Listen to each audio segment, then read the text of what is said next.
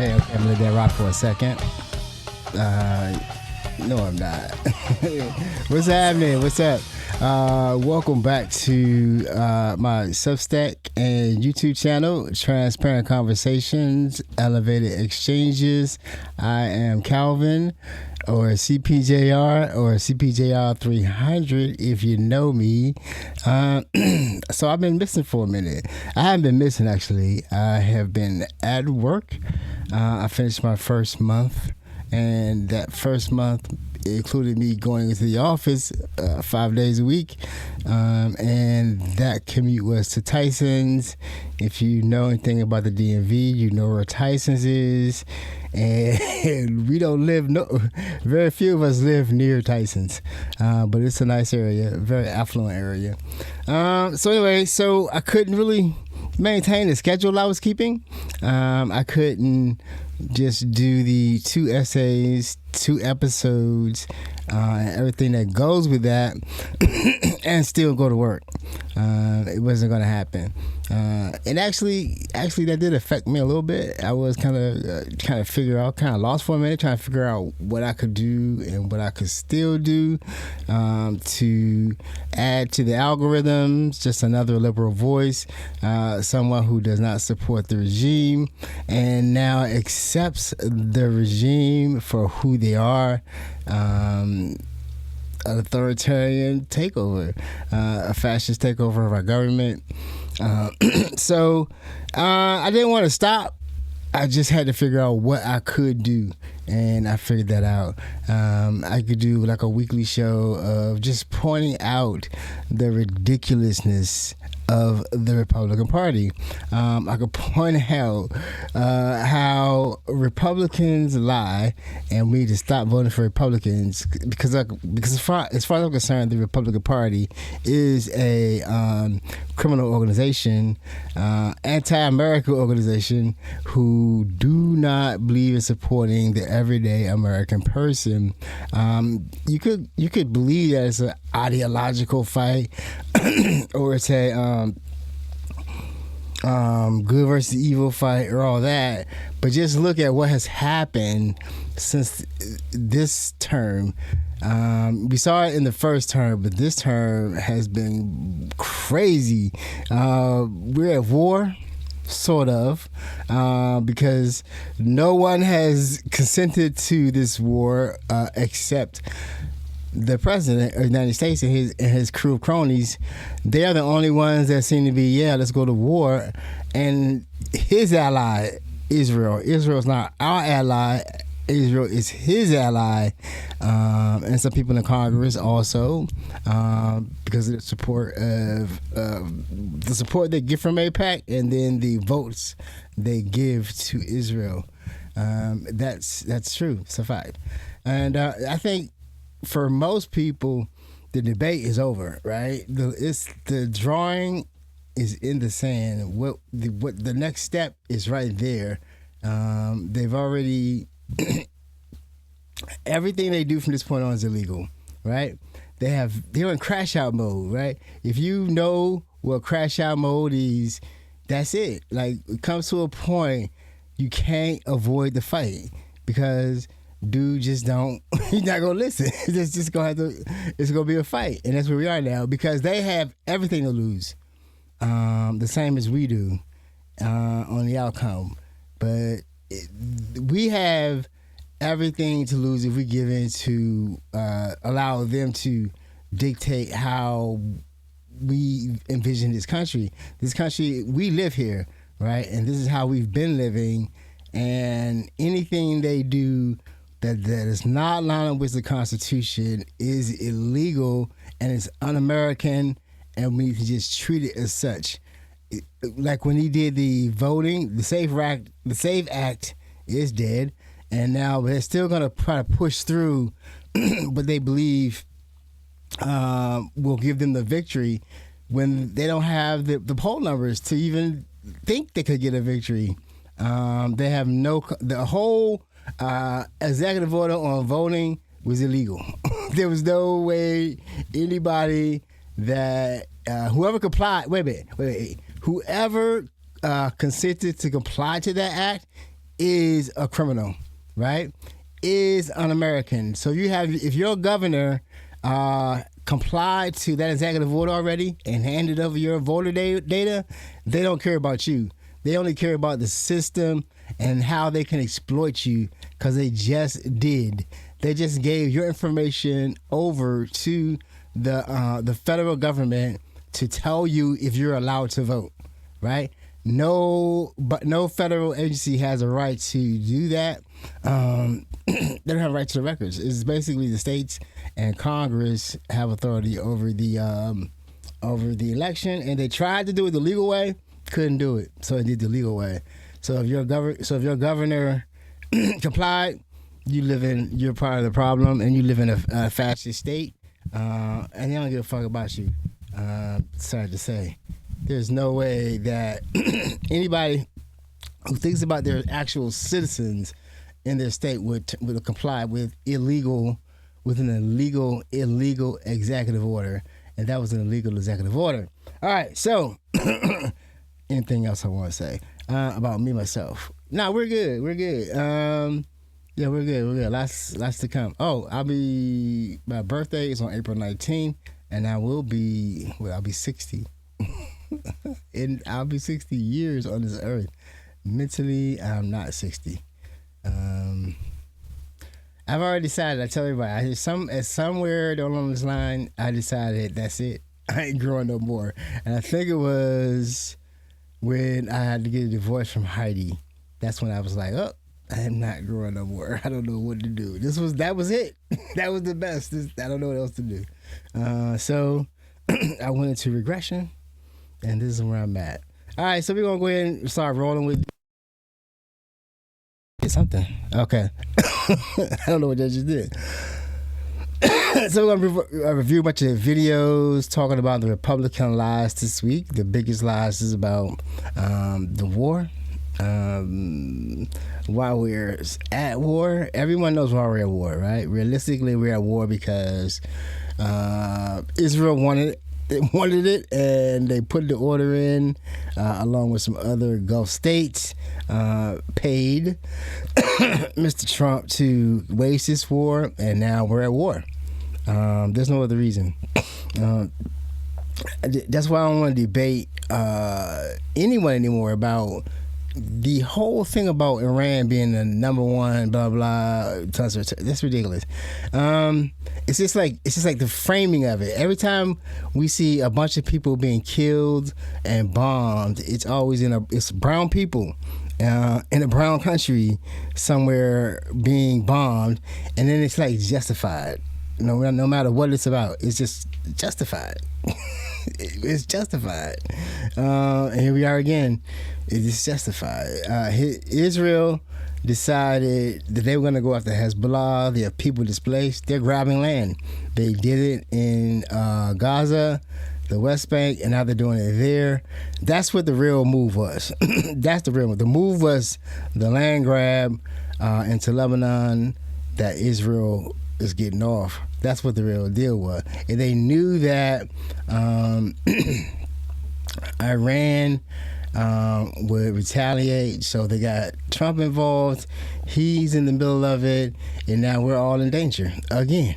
In danger of our economy being hit so hard that it will take sacrifice to recover, and the fact that you keep bombing, killing people. You can't do that.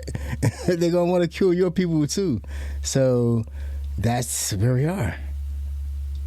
And, dude. So, there's a lot going on. What I'm trying to do is to get people to understand that they should stop voting for Republicans. The Republicans are not on your side. They're not your ally. They're not your ally. So let's look at the first video. This is about Turning Point. Turning Point tried to silence me and its opposition, and here is the full story. Yesterday, Turning Point held an event at my school, George Washington University, featuring Erica Kirk and Caroline Levitt. And GW students were promised a Q&A at the end of the event. When people started lining up for the Q&A, I got in line. I was fifth in line, and I soon learned that at least 3 out of 4 of the people in front of me were part of the event themselves. These people were planted there by Turning Point and designated the first few spots in the Q&A. Soon after the Q&A started, a Turning Point worker came up to me and told me that the Q&A would end after the person in front of me in line. Essentially, Turning Point was going to end their Q&A before any actual students could ask questions. Keep in mind that this event up to this point was 2 hours of non-stop conservative rhetoric, despite half of the audience being GW students that didn't agree with the administration. So, an organization that claims to believe in freedom of speech and healthy disagreement was going to refuse to let half of their audience have their voices heard. But the crowd did not let that happen. After they ended the Q&A, the crowd erupted to let me ask my question to at least have one student's opinion be heard. And they didn't even give me a mic for half of my question. I had to shout at the top of my lungs for the only 2 minutes of the 2-hour show where someone could voice the concerns of millions of American people. And while yes, I understand that they are running out of time for the event, my question is, why in an event that was supposed to uplift GW students' voices did we designate the first 3 spots of the Q&A to people planted there by Turning Point themselves? I'll tell you why. Because Republicans lie. I mean, you know why. They don't have any type of real...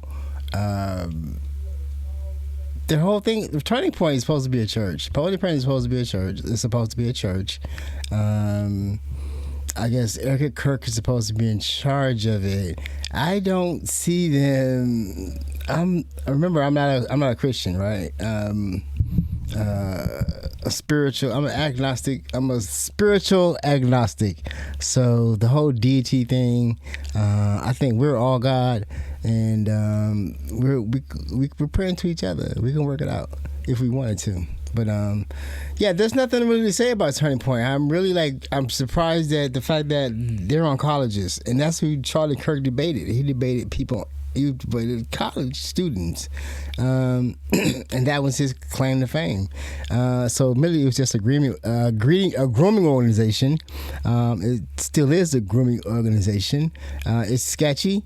With everybody's administration, but that's administration that's tied to them.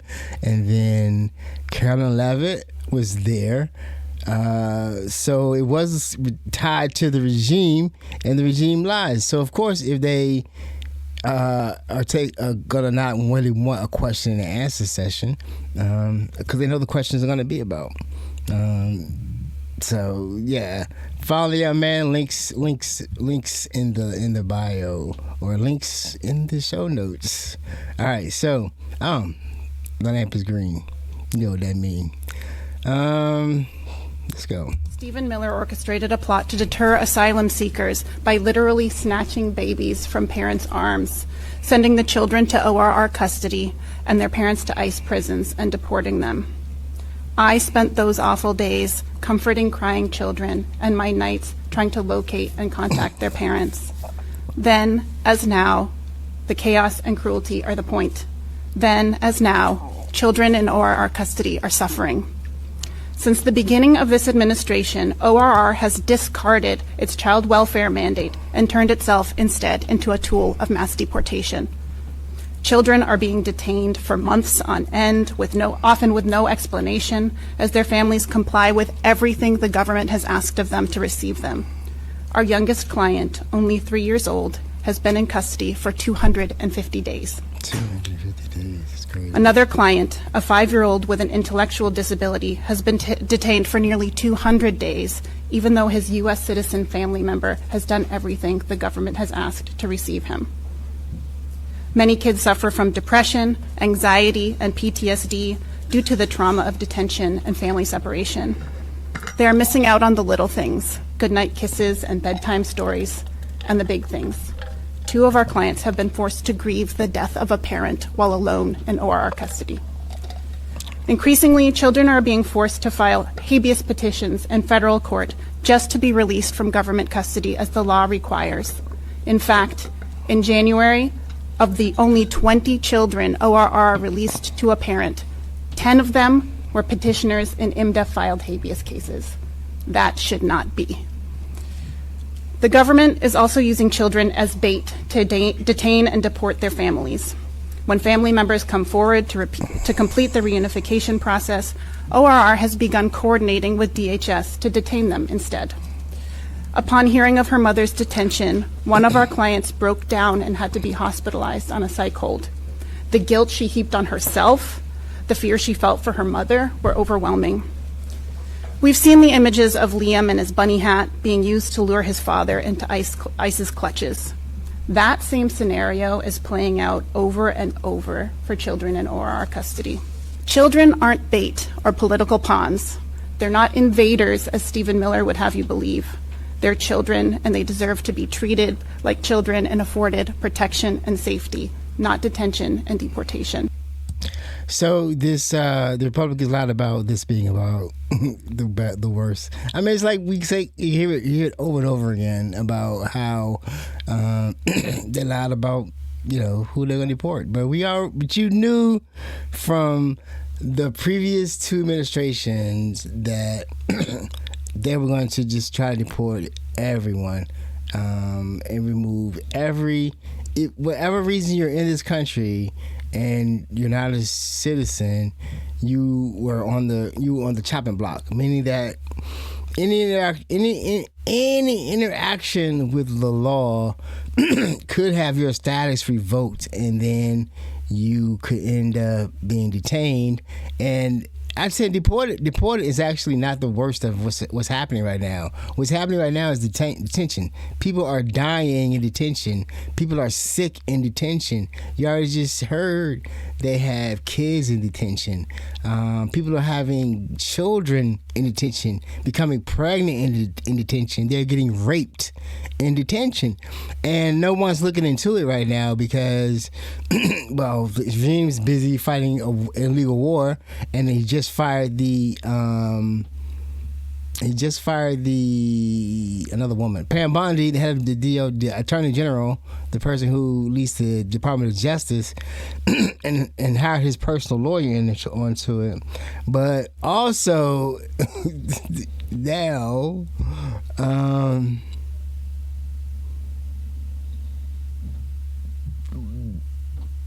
don't know what I was going to say. It's the light is green.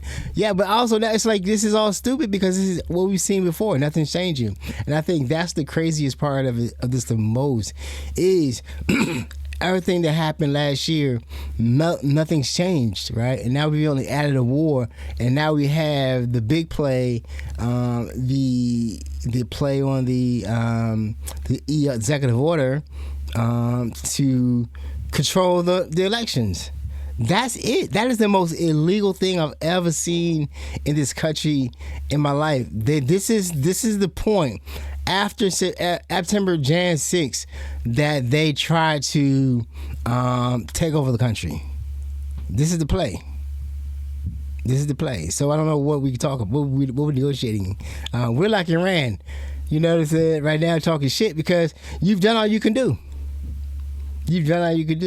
And now, and you're showing us through your treatment of the immigrants how far you're willing to go. Someone's knocking on my door. I'm busy right now. I'm gonna put a pause on this. I don't know what's going on. I'm busy right now. All right, so let's see. We go to number 3. Video number 3. It's about ICE. Democrats were asking for ICE and CBP on their quote-unquote reforms were absolutely absurd.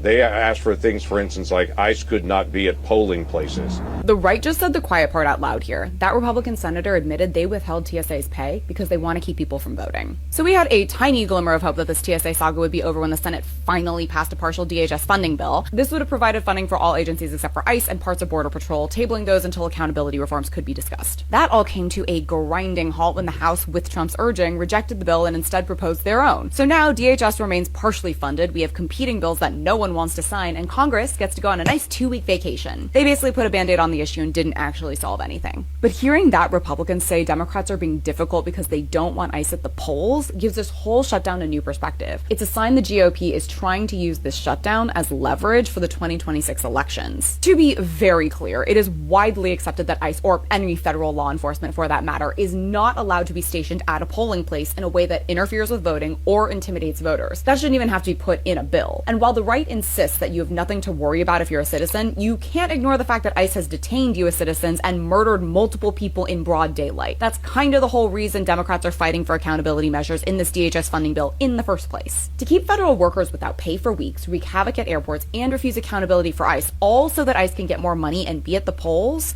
shows just how scared Republicans must be for the midterms.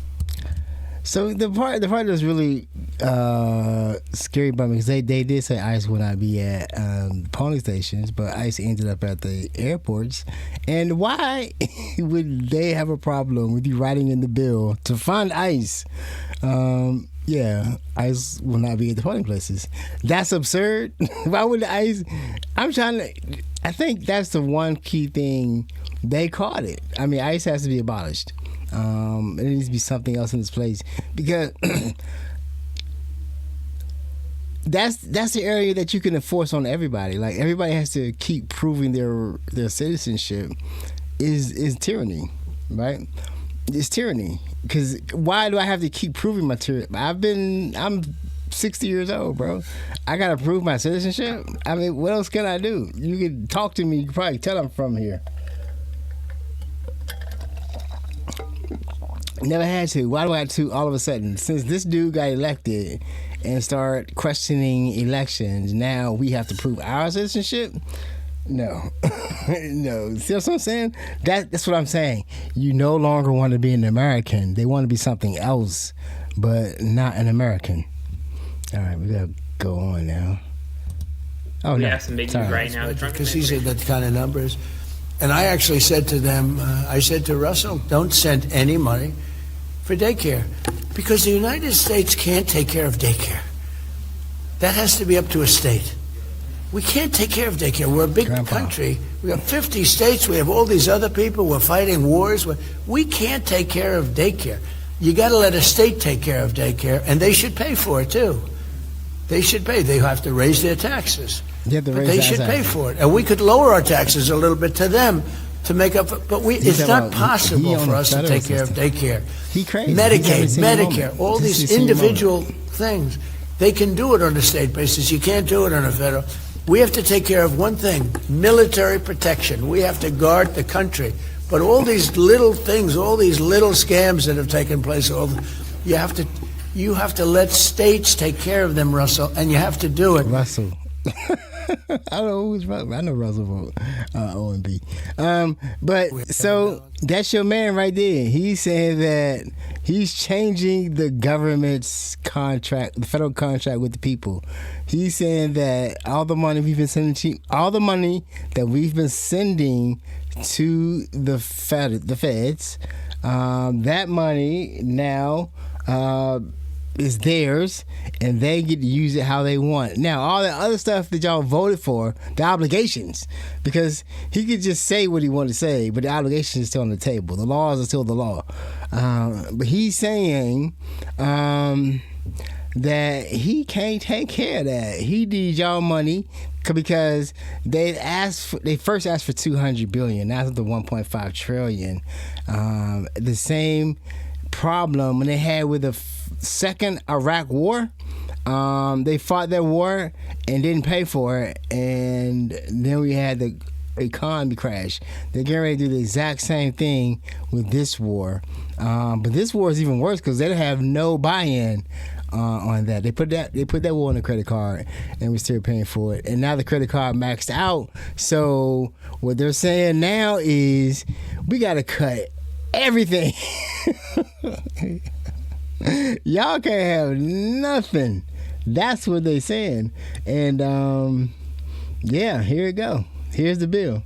Here's the bill for the war. Thank you very much. Y'all may be drinking some dirty water, breathing some foul air, but y'all will be all right. This is crazy. I don't know if this is the last one though. Let's see. We have some big news right now. The Trump administration is proposing massive cuts to health care, government assistance, and other critical programs in an effort to revamp America's economy as a wartime economy, funding the Pentagon to the tune of over $1 trillion, $1.5 trillion to be exact.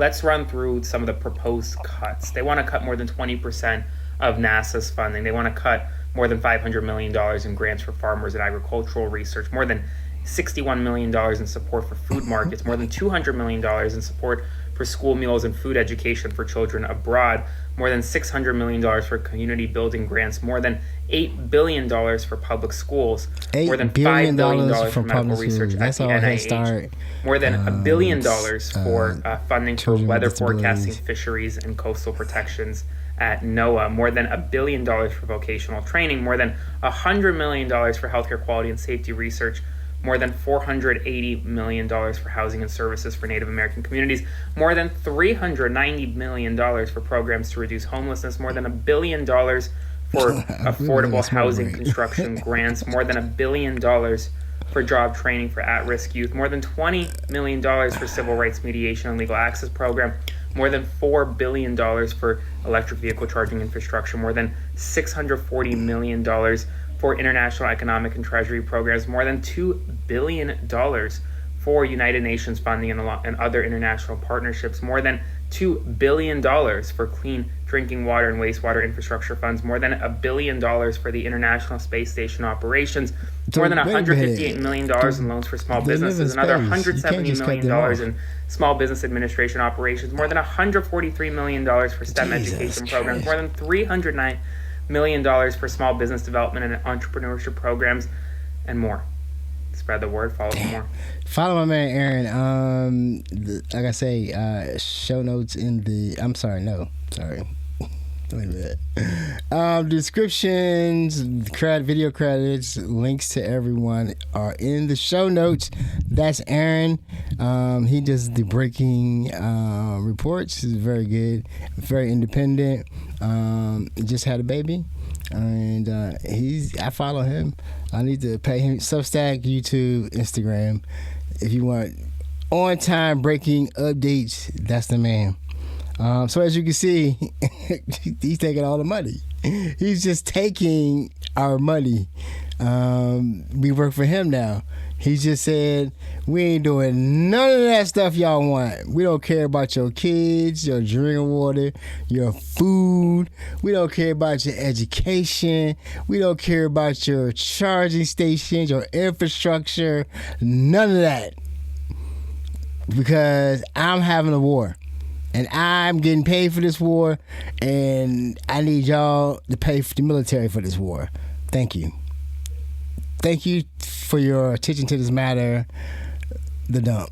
So that's it. I mean, he's taking everything. And I'm going to have one more video.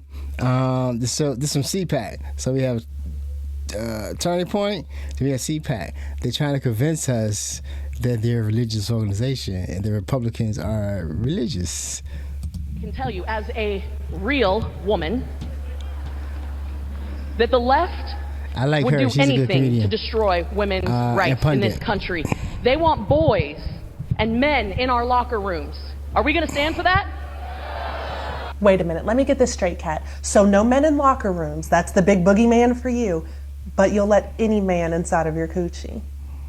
Any old man can play inside of your uterus, any John, Sam, Neil, Brett, or Clarence, because you want to give men the right to control your body. You don't want a trans person to use the bathroom stall next to you, but you'll bust it wide open for Governor Ron DeSantis because you, as a U.S. representative from Florida, full-throatedly supported his 6-week abortion ban, and that came back to bite you, didn't it? When you had that ectopic pregnancy? And then there you were in the emergency room begging the doctors to save your life, and they said, we don't think we can, Kat. We don't think we can give you a life-saving abortion because of that ban. And then there you were frantically on the phone calling your legal baby daddy, Ron, for help. And then how embarrassing when he didn't pick up. My God, you laid there and let him put that ban all over your body. You were the pro-life movement's bottom bitch. And they hung you out to dry. That's a damn shame. Easy. You know, I believe you when you say that you're a real woman, Kat, whatever that means. But I don't think you're very much of a lady. Because I, as a lady, was taught to not give strange men control of my body. That's right.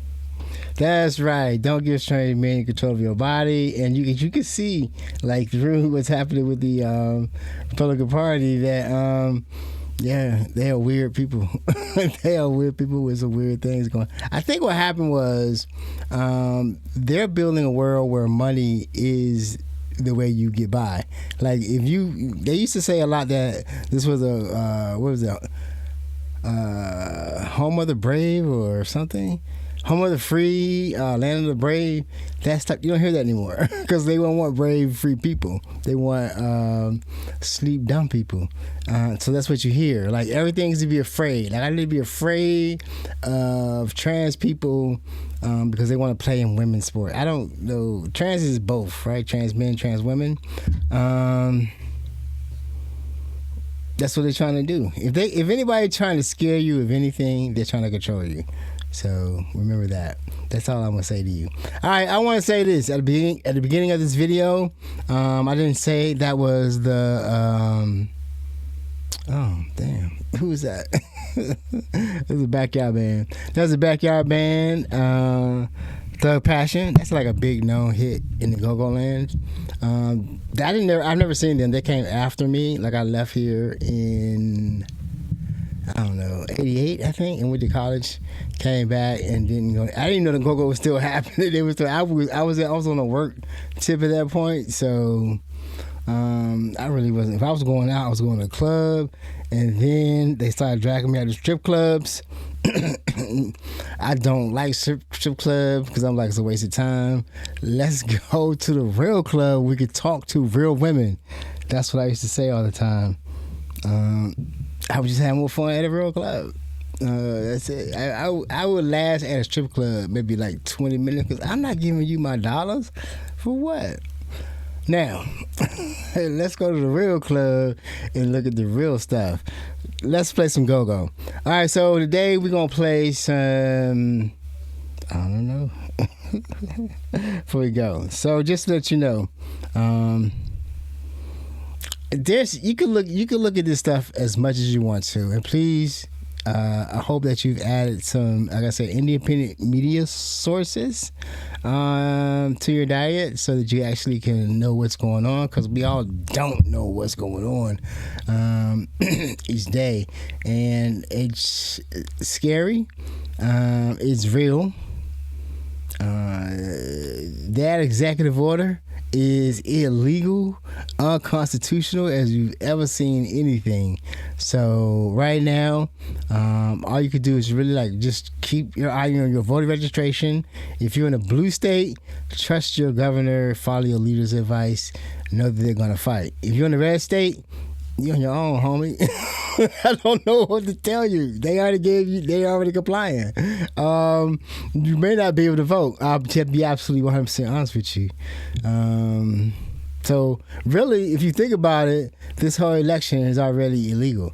Because just what they're doing now, by turning over the voter data, and then they're going to be sued, they've already invalidated this. There's already been voter tampering. There's already been suppression right now. So with red states complying, that's an interesting thing. I'm waiting to see how that plays out. But we're going to play some go-go. I know. At the beginning, that was Backyard Band, and now we're getting some more Vibe Band. I think I've been playing them a lot because I like them. And chances are of me seeing the Vibe Band are high.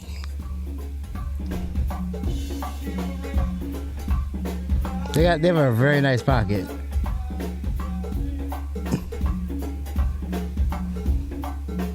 I think I stated before, this was the band that would mix in R&B.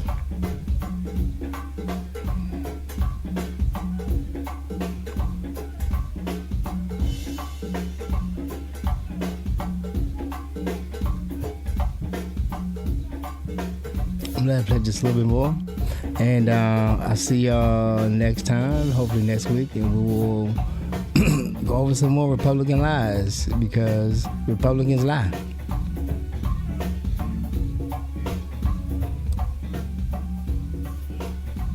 Peace out, y'all, and see you at the go-go.